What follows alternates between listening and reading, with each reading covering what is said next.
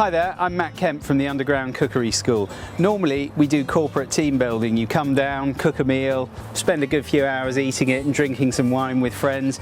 But today I'm going to show you a barbecue masterclass. I'm going to show you how to barbecue brisket. Now what I've done is I've taken a rolled joint of brisket, cut it into a very thin steak. I've still got the string on and I'm just going to lay that onto the barbecue.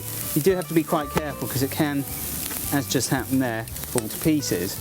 Now what I've done with this particular barbecue is the way that you should do all barbecues is I've put the coals on half of it, and what I can do is drag the joint of beef from one side to the other if I feel that it's getting a little bit overcooked on this side.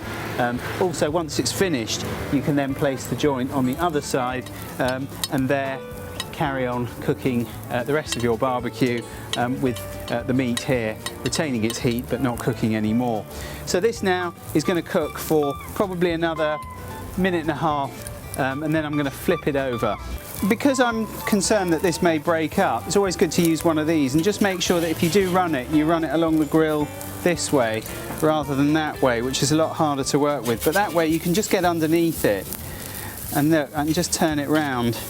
And if I've still got my tongs here, I can still put that little bit there just to satisfy myself.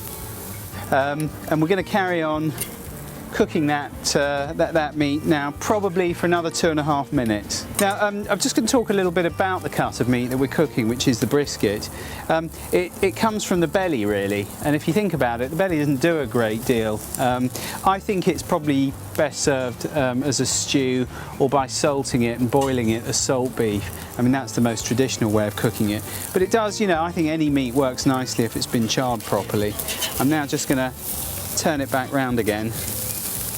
And as you can see, there's some really lovely colour on that.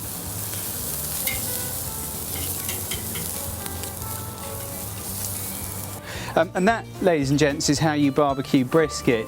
I actually think, just to finish this off, what you might want to do is once you plate it up, just add a knob of garlic butter or a herb butter, maybe barbecue off a tomato or some mushroom on the side, just to make it the king of all dishes.